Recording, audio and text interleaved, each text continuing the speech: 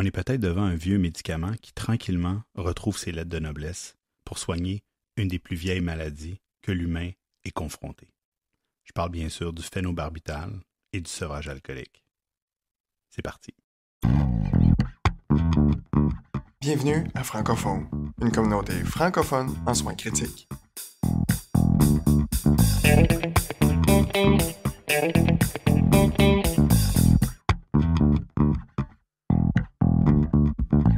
Hey, salut Mathieu, comment ça va? Hey, salut Yann, ça va toi? Toujours content de te retrouver pour nos enregistrements de podcast. Comme je le disais en entrée de jeu, aujourd'hui, on parle de quelque chose qui est vraiment intéressant, puis c'est quelque chose d'assez nouveau. Je sais que toi, tu as un peu plus d'expérience que moi par rapport à ça. Toi, ça fait 3 ans que tu as recommencé à donner du phénobarbital chez tes patients. Moi, j'en ai une plus courte expérience. Là, j'ai comme 6-7 patients derrière la cravate. Mais je pense que c'est important d'en parler parce que le sevrage alcoolique, c'est assez grave, c'est assez dangereux, c'est mortel même. Quand on regarde les chiffres, les gens qui font des sevrages alcooliques puis qui virent en délirium tremens, ben, les taux de décès, c'est jusqu'à 30-35%. Puis ceux qui sont soignés, ben, c'est quand même jusqu'à 5% de mortalité. On regarde les guidelines de l'American Society of Addiction Medicine, dit que en première ligne, ben, c'est les benzos qu'on doit utiliser. C'est ce que la plupart des gens font. Mais maintenant, peut-être qu'on a une certaine ouverture pour le phénobarbital. Il ne faut pas oublier non plus que juste aux États-Unis, il y a environ 14 millions d'Américains qui sont pris avec des problèmes d'alcool, donc de l'alcoolisme à haut niveau. Puis juste un exemple, en termes de coût sociétal, en 2010, les Américains ont dépensé 249 milliards de dollars, je dis bien milliards et pas millions, pour soigner et pour aider les patients aux prises avec des désordres alcooliques. Alors, comme je le disais, Mathieu, on va parler du phénobarbital. Le phénobarbital, je vais te laisser nous l'expliquer parce que c'est toi le pharmacien et tu connais ça un peu mieux que moi. Comme on le sait, les patients qui sont alcooliques vont développer un downregulation des récepteurs de GABA, donc une internalisation des récepteurs GABA, ainsi qu'une diminution des GABA disponibles. En même temps, ils vont faire un upregulation, comme une externalisation des récepteurs de glutamate. Ces deux effets-là dans le cerveau vont avoir pour effet d'essayer de contrebalancer les effets de toxicité d'alcool prise quotidiennement. Puis tout ça va nous mener à une résistance au benzo. C'est de là qu'entre en jeu le phénobarbital. Fait que parle-nous-en donc un peu, Mathieu, d'un peu qu'est-ce que le phéno va faire de différent comparativement au benzo, puis de quelle manière il va agir sur les récepteurs. Ouais, comme tu l'as dit d'entrée de jeu, hein, c'est une vieille molécule. Il faut se rappeler que le phénobarbital, on a ça depuis les années 1930, donc ça a été éprouvé dans le temps, cette molécule-là. Pourquoi ça fait un peu un retour dans le sevrage d'alcool? Hein? Parce que initialement, c'était le traitement de base, là, quand on remonte dans les années 30, 40, 50, un peu avant l'avènement des benzodiazépines, on traitait le sevrage d'alcool avec le phénobarbital, qui a été délaissé dans les années subséquentes. Mais là, on voit, je dirais les derniers 5 à 10 ans, de plus en plus de littérature est apparue pour supporter le retour de l'utilisation du phénobarbital. Puis pourquoi on se réintéresse au phénobarbital, c'est, comme tu l'as dit, hein, le patient alcoolique a des débalancements au niveau du GABA, au niveau de ses récepteurs GABA, au niveau des récepteurs NMDA également. C'est que la pharmacodynamie, la façon que le phénobarbital fonctionne, il est différent des benzodiazépines. Les deux ils vont agir sur le GABA, mais ils vont agir à différentes places sur le récepteur. Les benzos, ils ont besoin du GABA ensemble pour ouvrir le récepteur du GABA pour faire son effet. Donc, ce qu'ils vont faire, dans le fond, c'est qu'ils vont potentialiser un petit peu l'effet du GABA pour augmenter la fréquence d'ouverture du canal. Alors que le phénobarbital, lui, il se met légèrement à côté, puis il agit tout seul. Il n'a pas besoin du GABA. Fait que ce qu'il va faire, c'est que lui, il va ouvrir le canal, puis il va l'ouvrir plus longtemps. Donc, tu as un potentiel d'action qui, on pourrait qualifier, plus incisif. C'est pour ça qu'on dit souvent que les barbituriques sont plus incisifs. C'est qu'en fait, c'est que le canal GABA, il est ouvert plus longtemps, donc tu as plus de dépolarisation, alors que les benzos vont juste augmenter la fréquence d'ouverture. Donc, d'une certaine manière, comme il n'y a pas besoin de son GABA endogène, son efficacité va être directe et rapide. Exactement. Tu ne dépends pas du GABA endogène. Oui, puis les alcooliques, on le sait, ils ont un GABA endogène qui est diminué. Donc, ça facilite son efficacité. Exactement. Fait que c'est un peu un avantage. Il y aurait un autre avantage potentiel du phénobarbital, c'est que c'est un bloqueur du récepteur NMDA. C'est un effet que je dirais comme en deuxième, là. C'est pas son principal mécanisme, mais c'est un mécanisme additionnel qui est quand même intéressant. Donc, on se retrouve à bloquer le récepteur NMDA, donc on bloque la surstimulation du glutamate, tout en agissant tout seul, sans GABA endogène. Donc, il joue puis il fait déjà son effet au niveau du GABA. Donc, c'est vraiment cet avantage-là que le phénobarbital a par rapport aux benzodiazépines. En termes de demi-vie, beaucoup plus long que les benzos. Hein? Tout à fait. Écoute, le phénobarbital, là, on parle d'une demi-vie là, qui va varier selon la personne et son métabolisme, là, mais on parle d'une demi-vie de base autour de 3-4 jours qui pourrait être allongée là, chez la personne âgée ou la personne qui a une insuffisance hépatique, par exemple. Donc, on a une demi-vie qui est vraiment plus élevée. Alors que quand on pense au diazépam, le bon vieux Valium, ben, ça a une demi-vie plus autour de 48 heures. Donc, vous voyez, la demi-vie, elle est beaucoup plus longue. Ça a un avantage qu'une fois que tu as ramené le patient à son point d'équilibre, hein, ce que je m'amuse à appeler en bon franglais le sweet spot, c'est que le patient, dans le fond, comme la demi-vie est assez longue du phénobarbital, plus elle va diminuer tranquillement, plus le cerveau va s'adapter. Donc, il va avoir un rééquilibrage au niveau des récepteurs. Donc, ça le permet de se rééquilibrer tout seul sans avoir de symptômes par après. Ce qui n'est pas vraiment le cas avec les benzodiazépines. Hein. Tu le sais, Yann, quand on donne les benzos, ben, il faut les ajuster à la baisse à toutes les 24 heures. Puis s'il y a des symptômes, il faut rajouter. Avec le phénobarbital, on n'a pas besoin de ça, vu que la demi-vie elle est longue. Donc, une fois que tu l'as ramené à son point d'équilibre, t'arrêtes tout, puis tu le laisses aller, puis il va se gérer tout seul. Oui, puis ce que j'aime beaucoup avec le phéno, c'est que sa stabilité dans le temps, comme tu l'as dit, elle est maintenue et elle est prédictive aussi. Donc, lorsqu'on donne, par exemple, une dose de 10 mg par kilo, on est capable de savoir que 12 heures après, la concentration dans le sang va être de 15 microgrammes par millilitre. Avec les benzos, c'est pas ça du tout. Puis, on le sait qu'il y a un effet très up and down des benzos, alors que l'effet est beaucoup plus linéaire avec le phénobarbital, donc beaucoup plus prédictif. Puis, je pourrais rajouter à ça, Yann, le phénobarbital, c'est un médicament qui se dose. Fait que pas mal tous les laboratoires font un dosage de phénobarbital. Fait que si dans le doute, on se questionne, il est rendu où le patient, ben on peut faire un dosage sérique, ce qu'on peut pas faire avec les benzodiazépines. Fait que c'est un autre avantage. Non, exactement. Puis même si on pouvait doser les benzos, ben on le sait très bien que pour un patient donné versus un autre, on le sait, hein, des fois on donne 5 mg de Valium à un patient puis il va tomber dans le coma, puis d'autres, ça va prendre 100 mg avant qu'il commence à se calmer. Donc le dosage sanguin, même des benzos, ne va pas nous apporter grand-chose. Maintenant qu'on a fait un petit wrap-up là-dessus, ben on va essayer un peu comment on l'utilise ça. Alors là, si on regarde la littérature, par passant, on va vous mettre les études dans la balado. Il y a une bonne méta-analyse là, en 2023 qui est sortie, qui fait un bon résumé de ce qui a été fait. On s'entend, là, la littérature, elle n'est pas ultra solide. Il y a de la littérature faite de l'urgence, d'autres de soins intensifs. Cette méta-analyse-là est vraiment plus orientée vers celle des soins intensifs. Puis, lorsqu'on regarde un peu de quelle manière ça a été donné, ben, je pense que, si je me rappelle bien, il y avait 9 ou 11 là, études qui ont retenu dans la méta-analyse. Ben, les 9 ou 11, là, la dizaine d'études qui a été prises là-dedans avaient tous des protocoles différents. On peut aussi s'inspirer de ce que IBCC fait, là, Josh Farkas et Ian Crit. Au fond, dans les faits, il y a un principe de base, c'est qu'au bien on peut donner une dose en loading, là, donc une dose de bolus, ou bien on peut titrer en fonction de la réponse. Donc, en général, lorsqu'on regarde, tu me corrigeras si j'ai tort, mais normalement, un loading dose, on peut y aller avec un bolus de 10 mg par kilo. On le sait que le bolus de 10 mg par kilo va donner une dose prédictive dans le sang, comme je le disais un peu plus tôt. Puis lorsqu'on veut aller avec un titrage, mais là, il faut aller avec vos fioles. Aux États-Unis, c'est des fioles de 130 mg. Nous, c'est des fioles de 120 mg. Donc, on peut donner un 120 mg aux 30 minutes en fonction de votre échelle que vous choisirez. On va en parler un peu plus tard. L'important, c'est de bien protocoliser ça pour faciliter la vie des infirmières, surtout lorsque vous faites un changement de procédure. Hein, si on passe des benzos au phénobarbital, ben, c'est important que vos infirmières soient à l'aise et sachent de quelle manière le donner et comment le donner également. Mais ça, c'est un point important pour diminuer le risque d'erreur. T'sais. Il faut qu'on s'entende en équipe sur comment l'utiliser, puis qu'on utilise aussi des points de repère, comme tu disais, qui est connu par l'équipe.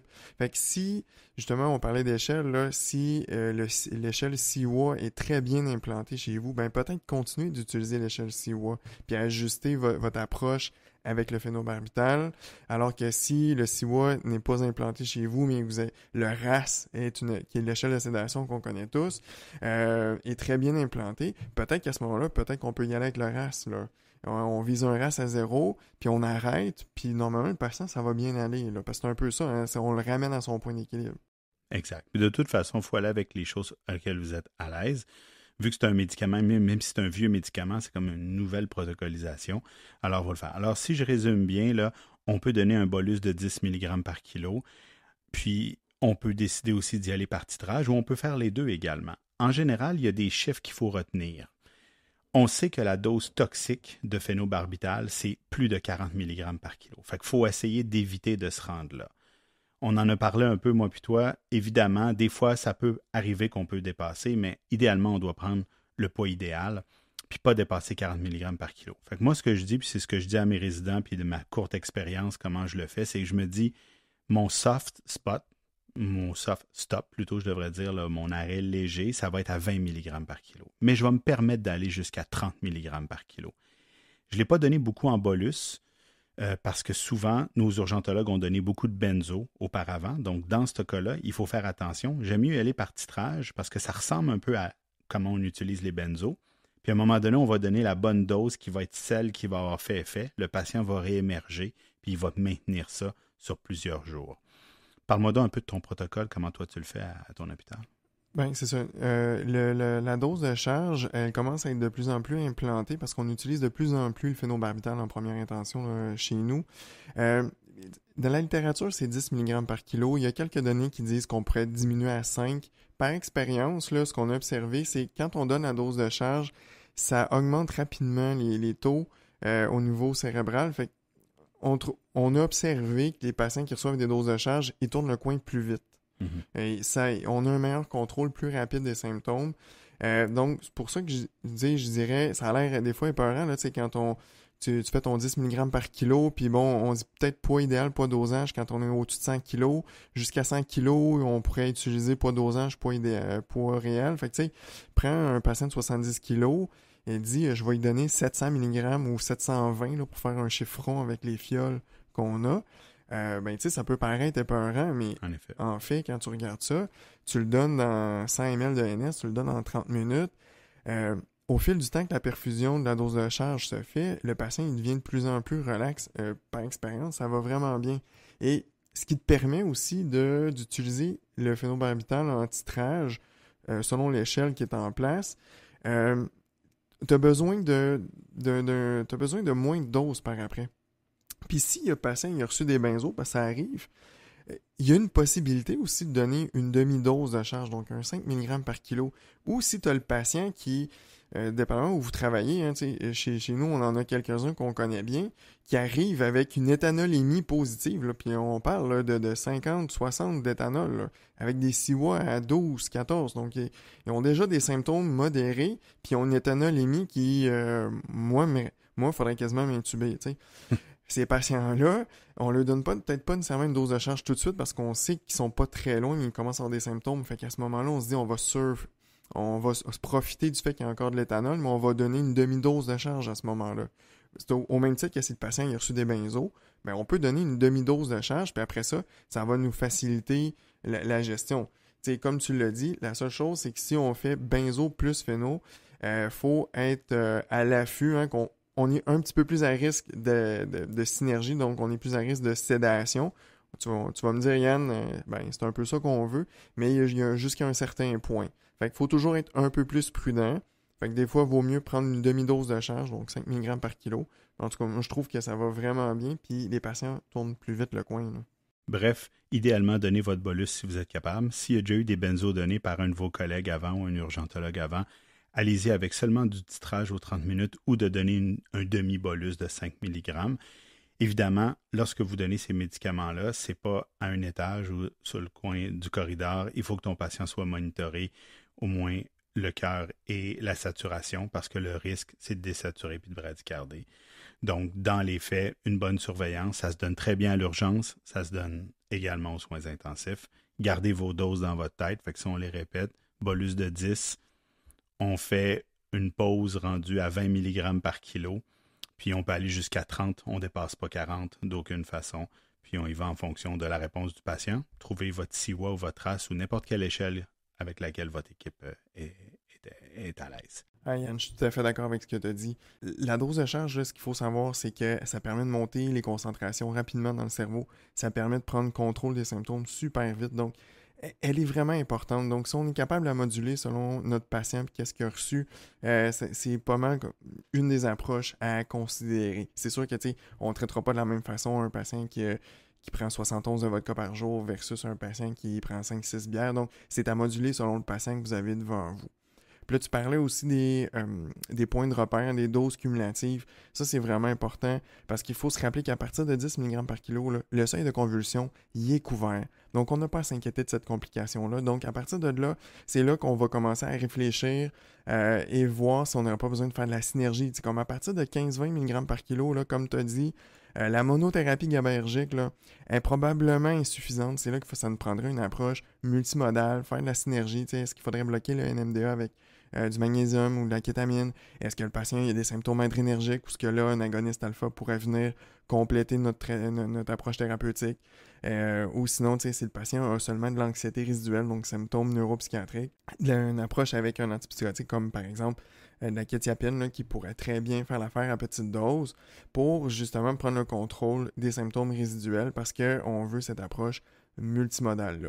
Puis comme tu as dit, passer 30 mg par kilo en milligramme par kilo, passer cette dose-là, là, il y a peu de bénéfices là, à continuer parce qu'on a pas mal bloqué tout ce qu'il y avait, on a pas mal réplété tout ce qu'il y avait de GABA. Donc, on est même à risque d'induire un délirium paradoxal là, en intoxiquant le patient. Oui, puis je rajouterais à ça, si vous êtes rendu à 20 mg par kilo, que vous l'ayez donné en bolus ou que vous l'ayez donné en titrage, puis que votre patient est encore extrêmement agité, ça ne veut pas dire que c'est juste l'alcool. Il y a peut-être un autre diagnostic que vous êtes en train de manquer. Donc, n'importe quel patient qui a reçu 20 mg par kilo devrait commencer à se calmer, du moins. Si ce n'est pas le cas, réfléchissez à d'autres choses. Scannez votre patient, il y a peut-être une infection, il y a peut-être une autre raison de délirium. Donc, il y a une évaluation là, secondaire à faire à ce moment-là. Bien évidemment, comme tous les médicaments, on a des contre-indications. Donc, on en a des absolues, puis on en a des relatives. Fait que je vous les donne en rapidement. Donc, les femmes enceintes, les patients qui ont de la porphyrie, on ne donne pas de phénobarbital. Pour ceux qui sont déjà sous benzo, on l'a déjà dit, ceux qui prennent des benzos à la maison, ou ceux qui prennent du phénobarbital à la maison, ou nos cirrhotiques, il y a quand même des contre-indications relatives. Moi, personnellement, puis là, c'est totalement empirique. Un patient qui est cirrhotique et qui est avancé, en général, je vais me donner 80% de la dose maximum. Donc, je vais me donner 80% de 20 mg par kilo. J'essaie de ne pas dépasser 15 à 16 mg par kilo. On le sait, tu l'as bien dit, le métabolisme est hépatique. Il y a un risque d'accumulation, d'autant plus que ces patients-là ou bien boivent, ou bien prennent des benzos, ou bien ils ont reçu des benzos à l'urgence. Donc, ça serait à peu près ça les choses à surveiller. Toi, Mathieu, aurais-tu d'autres choses que tu voudrais ajouter sur la surveillance? Oui, ben tu parlais aussi, juste en termes de contre-indication, de faire attention, hein, tu l'as dit, c'est un métabolisme hépatique, donc qui dit métabolisme hépatique dit interaction. Le phénobarbital a beaucoup d'interactions, c'est un inducteur enzymatique. Généralement, on dit que l'induction enzymatique se fait plus entre 7 à 14 jours de traitement continu. J'ai trouvé des données qui démontreraient que le phénobarbital commencerait à induire le métabolisme plus rapidement qu'on pense. Donc, dès le jour 4, on commencerait à avoir une induction enzymatique. Donc, ça peut baisser les taux sériques de certains médicaments. Pour bien des médicaments, c'est pas problématique, mais si votre patient est sous des antirétroviraux ou d'autres antiépileptiques, peut-être que là, ça pourrait être un peu plus significatif. Donc, il faut vraiment faire attention avec ça. Ou si votre patient est sur de la méthadone, par exemple, ou de la Suboxone pour des sevrages aux opioïdes, là, le TLU, et on voudrait surtout pas ajouter un sevrage iatrogénique aux opioïdes à notre sevrage à l'alcool. Donc, juste prêtez attention à ça, surveillez votre patient. Et s'il y a des comorbidités comme ça, peut-être que finalement, ces patients-là, ce serait peut-être mieux d'y aller avec une autre option de traitement.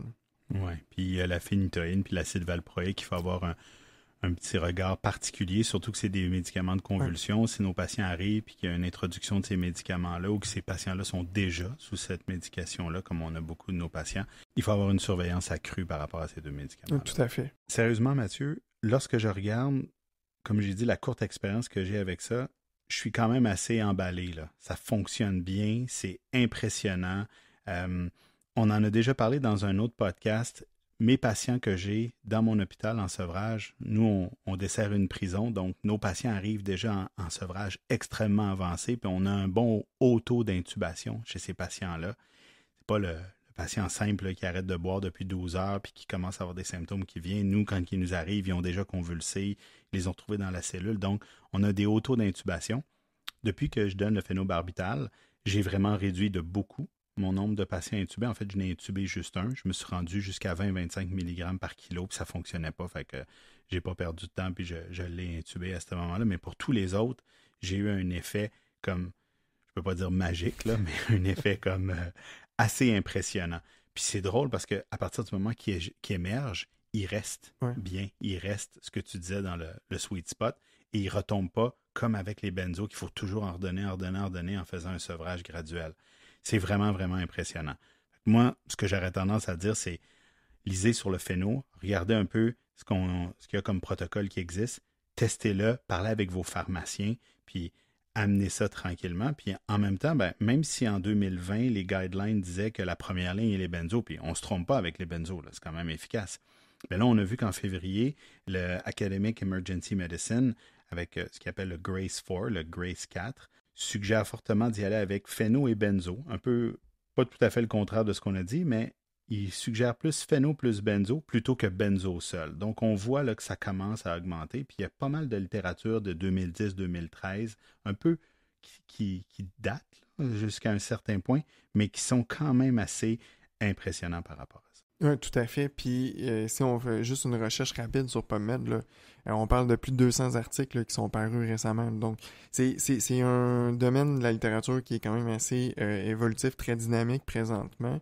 C'est une molécule qui mérite qu'on se penche là-dessus parce que tu l'as dit, chez nous, on a 2-3 ans d'expérience avec ça et on l'a vu, on l'a observé. Les patients tournent le coin plus rapidement, là, si tu me permets l'expression. Ils émergent plus vite, ils restent émergés, ce qui est pas banal. Donc, j'ai pas de chiffres là, à l'appui, mais l'intuition clinique, l'observation qu'on fait, c'est qu'ils sont en sevrage moins longtemps. Donc, qui dit sevrage moins longtemps aux soins, moins longtemps à l'hospitalisation pour le sevrage en soi. Donc, ça a plusieurs avantages, d'où l'importance de considérer le phénobarbital, selon moi. Oui, puis ce qu'on décrit là, moi puis toi, moi j'ai vu moins d'intubation, toi tu vois moins de durée d'hospitalisation. C'est toutes des choses que la méta-analyse met en évidence. Bon, c'est très rétrospectif, c'est très hétérogène dans la méta-analyse, mais on voit le trend, on voit la tendance à cet endroit-là. Donc, je pense que c'est une molécule à découvrir. Hein? Je pense que vous devriez essayer d'aller vers ça puis de ne pas hésiter à le faire. C'est quand même assez sécuritaire. Puis moi, je vous laisserai sur une dernière réflexion parce qu'au fond, là, on parle de patients en sevrage, mais il va falloir peut-être commencer à penser à qu'est-ce qu'on fait pour la prophylaxie. Donc, lorsque vous avez un patient qui est connu, par exemple, je donne un exemple, il vient pour une opération, il est alcoolique et on prescrit des benzos en PRN, on a vu à quelques endroits dans la littérature une dose prophylactique de même 10 mg par kilo à donner sur un patient asymptomatique, donc très peu d'effets sédatifs versus ce que les benzos font, et qui permet au patient de passer à travers son hospitalisation de 2-3 jours, par exemple, pour sa chirurgie ou pour toute autre maladie.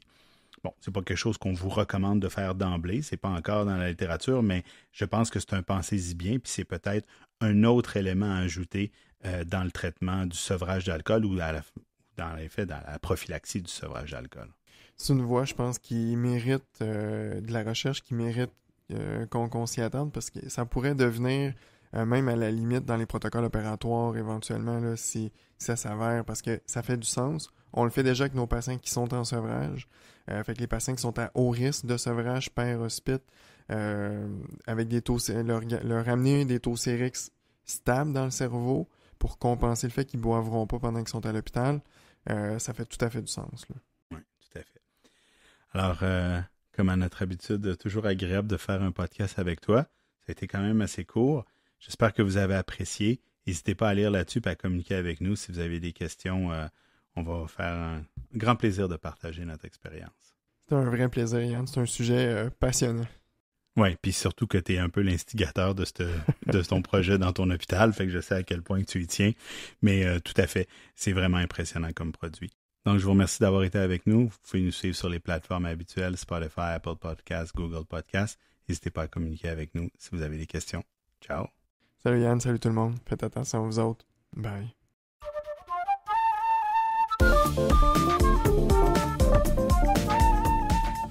L'information contenue dans cette balado-diffusion est de nature informative seulement et ne remplace aucunement le jugement ou l'avis d'un professionnel.